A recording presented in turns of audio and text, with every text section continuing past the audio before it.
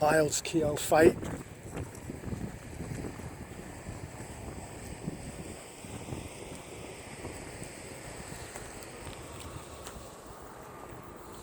We look there, that's Last Chance Hill.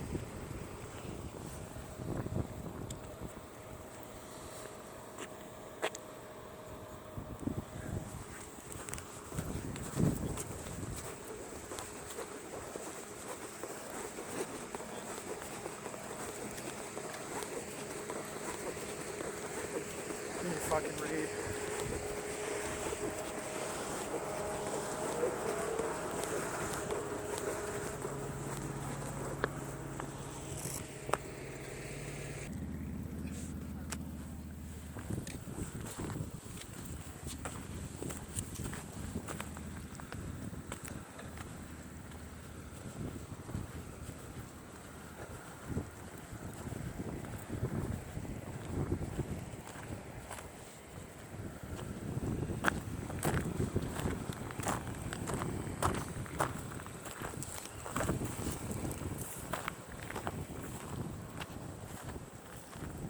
Whoa.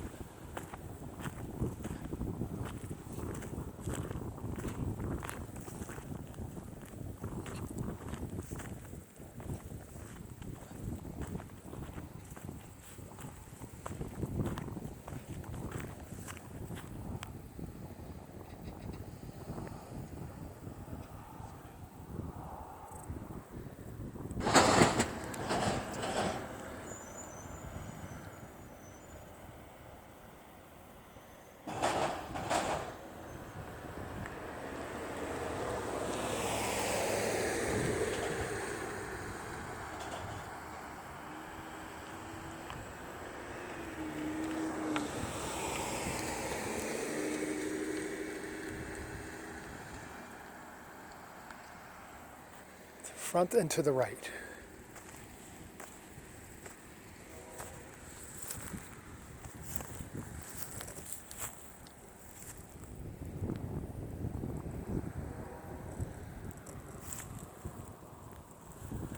Down over there, that's Keogh, Miles Keogh, where he had his fight. Last Chance Hill is there. So they're saying that the Indians came, obviously, from up here, in this direction.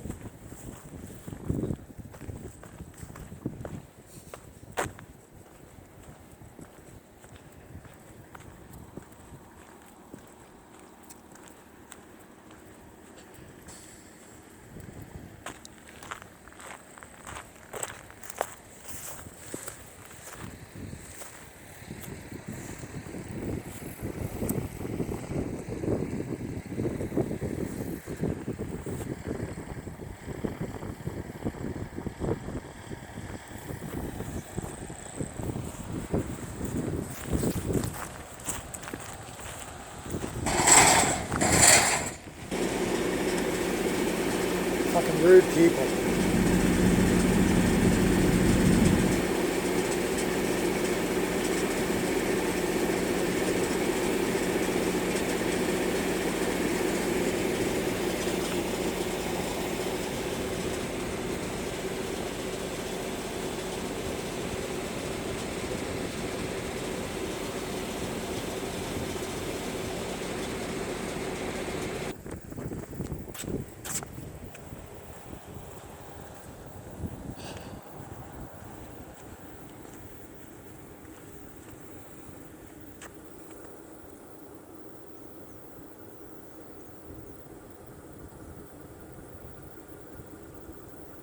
Okay, from the Crow's Nest, the vantage point 14 miles away in the Wolf Mountains, Custer's Crow and Rookwood, massive Lakota and Cheyenne encampment that was discovered.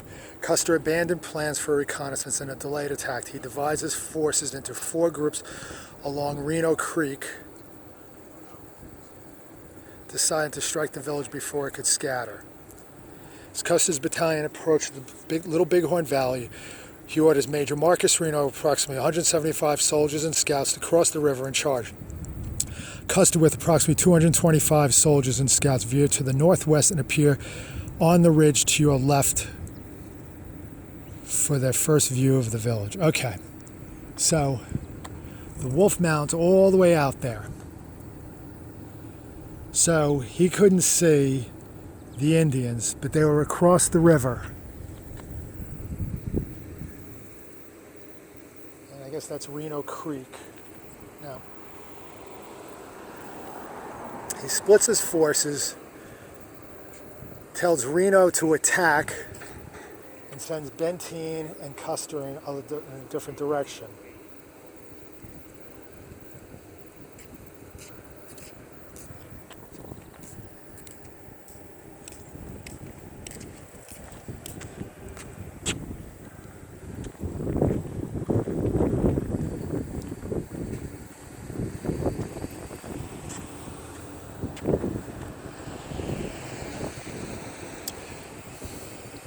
After fording the Little Bighorn River 1 mile to the left in that direction, Reno's battalion gallops down the valley below. Convinced he is vastly outnumbered, Reno dismounts and forms a skirmish line across the valley floor, firing into the lodges. So pretty much probably like right down there, maybe where that field is. No, because that's where the river is. So right down here. Warriors in great numbers rush forward to defend the village. Outflanked, Reno retreats into the timber down there. Sitting Bull directs surprised non-combatants to flee to the north and west.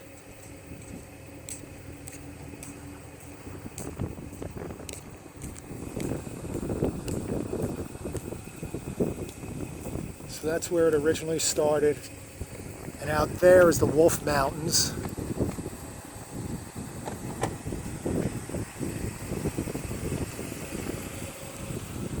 Reno's retreat. Under mounting pressure, Reno abandons the timber. His retreat disintegrates into a rout as pursuing warriors ride in amongst the troopers, killing more than 30. Indian casualties are few. Lakotas and Cheyennes drive the cavalry across the river and up the steep bluffs to the left. So I'd say down right there, in that general, down that general direction. Receiving word of other soldiers downstream. Lakotas and Cheyennes drive the cavalry across the river and up the steep bluffs. Receiving word of other soldiers downstream to the right, they abandon Reno to meet the new threat to their village. So that's Custer. All the way down there. So I guess what happened was, Custer's down there. He splits his command, sends Reno in that direction. Custer continues to go this way, which is probably about 5 or 6 miles, and that's where he had his fight.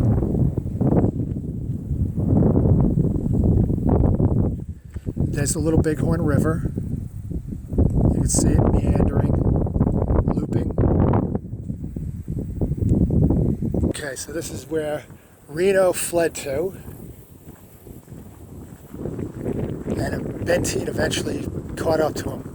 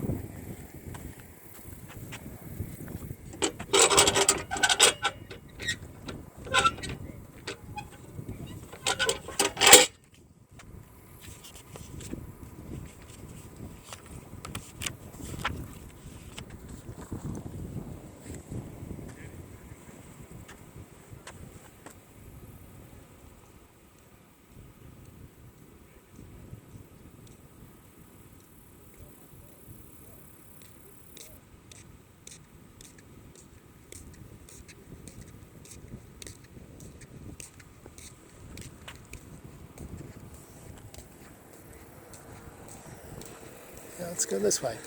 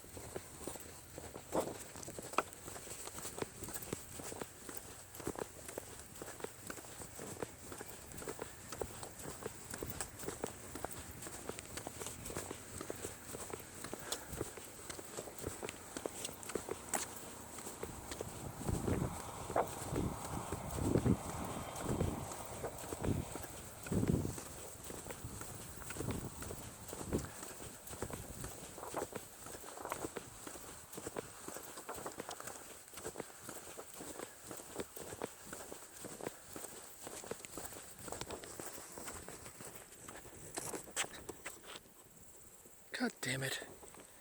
Captain French's reinforcements. Warriors took up positions close to the side of the defense during the night of 25th. Warriors with rifles were in positions behind the hills and ridges to the west of this site. So down around that direction.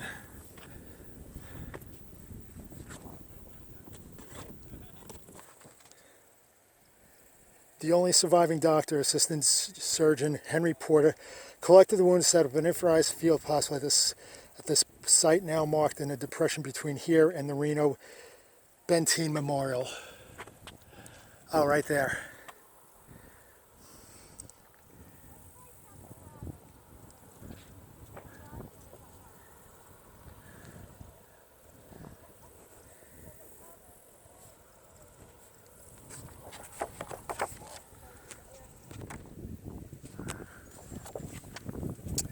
Shallow trench right there. The shallow trench was dug at this location the morning of June 26th by some Benteen's men. Under fire and with only 3 or 4 shovels available, much of the digging was done with knives, hatchet, and Metz gear.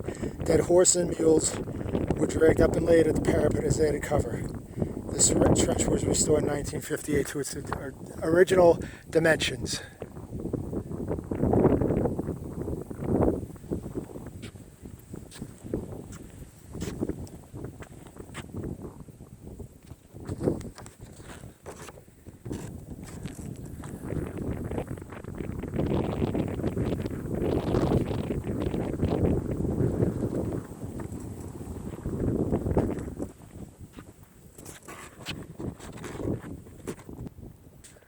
You can see how steep the terrain is, but at the same time, the terrain would afford the Indians the opportunity to come up here pretty much unseen and get close enough to shoot either rifles or arrows at the soldiers.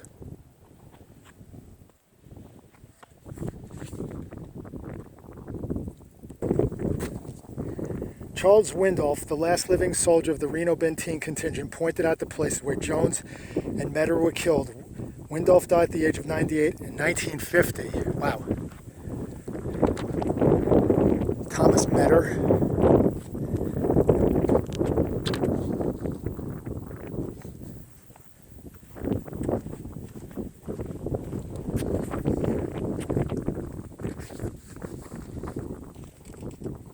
At about midday on June 26th, the Minneconjou warrior's dog Backbone was killed about 200 yards northeast of this point, just as he uttered a warning for his tribesmen to be careful. Dog's Backbone was shot through the forehead.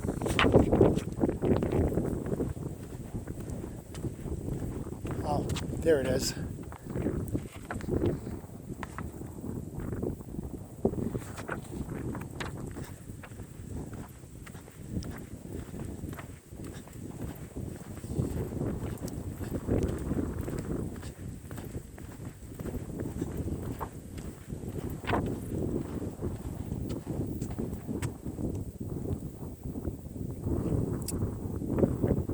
firing positions.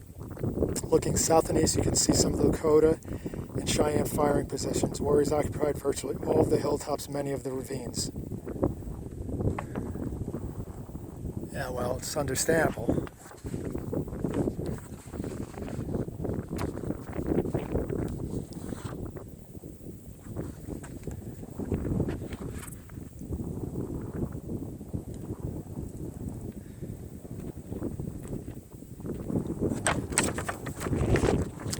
You know, overlooking this area, all these ridges, Indian riflemen were. You can see down there maybe about 100, 150 yards away, a couple graves or a couple places where the Indians died. So, not an easy shot.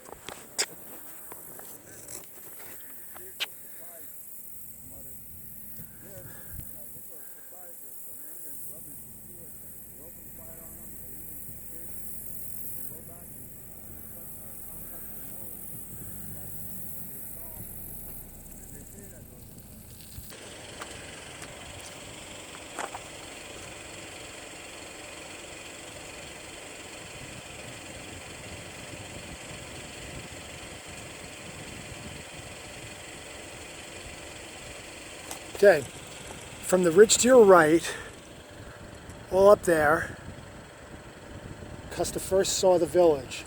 Needing more information, he moves further north. After witnessing the beginning of Reno's charge, his 5 companies descend Cedar Coulee, the ravine to the immediate front.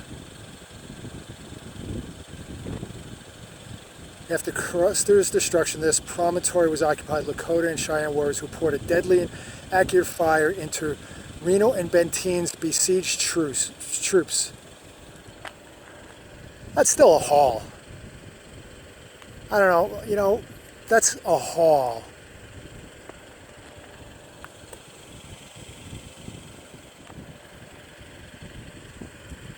I'm sure maybe they were much, much closer.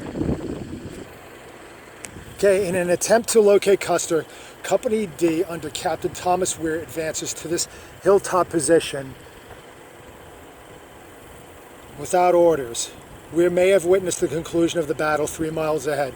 He's later joined by Captain Benteen and others. The Lakota and Cheyenne, returning from destroying all of Custer's immediate command, forced these troops to abandon this position in favor of their hilltop defense to the south. Okay, you could... Yeah, with binoculars you could probably see it pretty well. And actually they went to the top of this. They didn't stay here.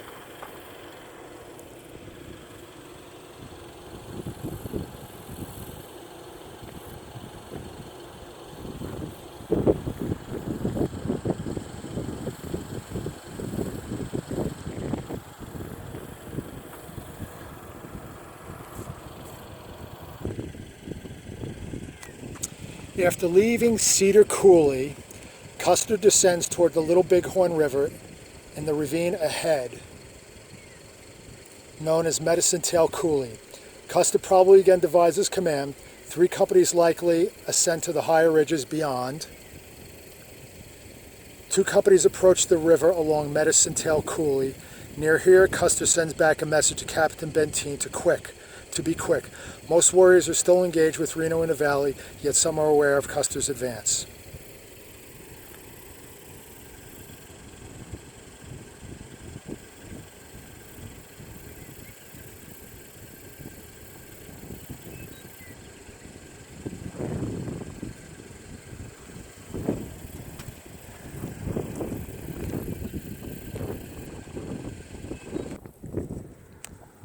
As soldiers descend Medicine Tail Coulee, the Minneconjou and Cheyenne camps were on the western bank. Archaeological evidence supports Indian testimony that initial fighting took place on the flats near the river to the left, and cut back directly ahead. Gray Horse Company and possibly Company F approaches this area. Indian pressure quickly forced these troops to Battle Ridge. 3 Crow scouts who led Custer fired into the village from the bluff and left. Okay, so right across there, a couple hundred yards, is the village.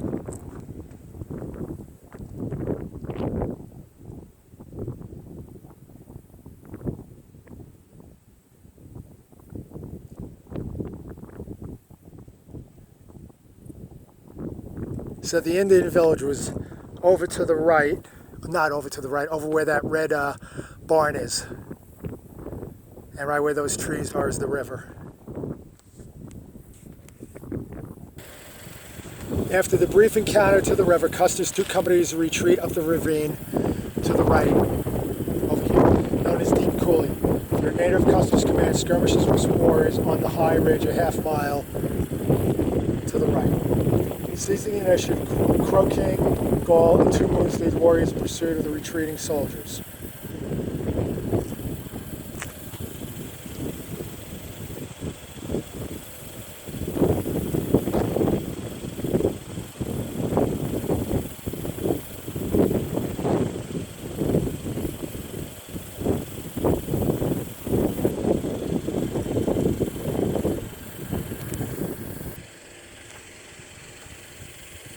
Warriors ascend the large ravine behind me, pursuing Custer's troops. Soldiers retreat through the area to the front and right.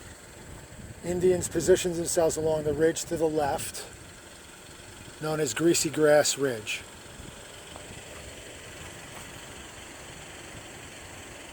Okay, so the Indians came over that way.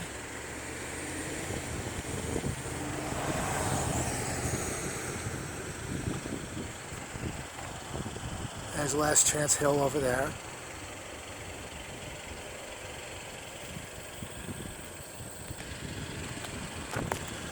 This knoll was contested by Indians and soldiers. Some evidence suggests soldiers of Company C occupied this position since bodies of Sergeants Finkel and Finley were found. Indian testimony suggests that Southern Cheyenne war leader Lame White Man led a charge near this ridge. Other theories placed his assault near a deep ravine below Last Stand Hill. In any event, there's a lot of bodies here. You see three more there, 4 there, bunch over there.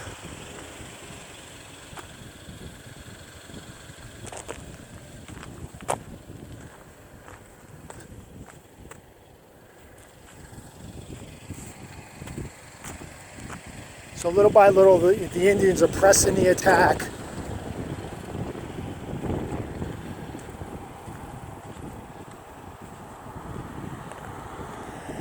Getting closer and closer to Last Chance Hill or whatever.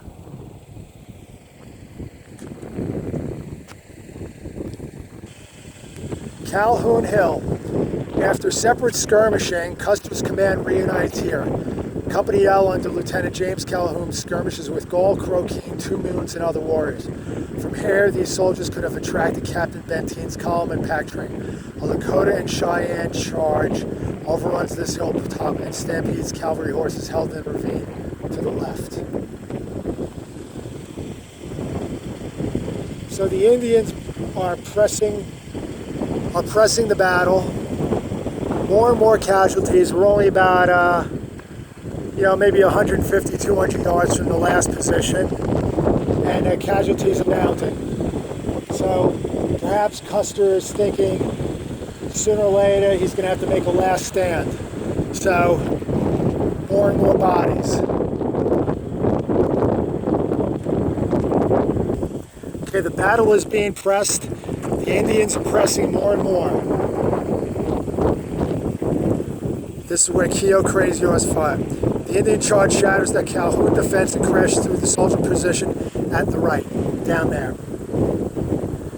Held by Miles Keogh. Crazy Horse and White Bull cut down the retreating soldiers who flee northwest along this ridge in an attempt to join the remnants of Custer's command on Last Stand Hill.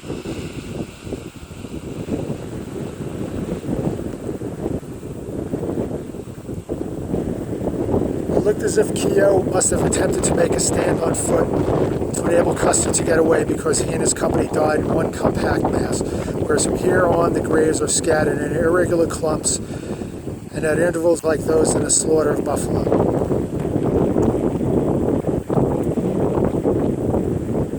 The soldiers were on one side of the hill and the Indians on the other side. A slight rise between the two parties. At this point, Crazy Horse came up and rode between the two parties. The soldiers fired at once, but missed them. That must have motivated the Indians to press the attack, because you could see,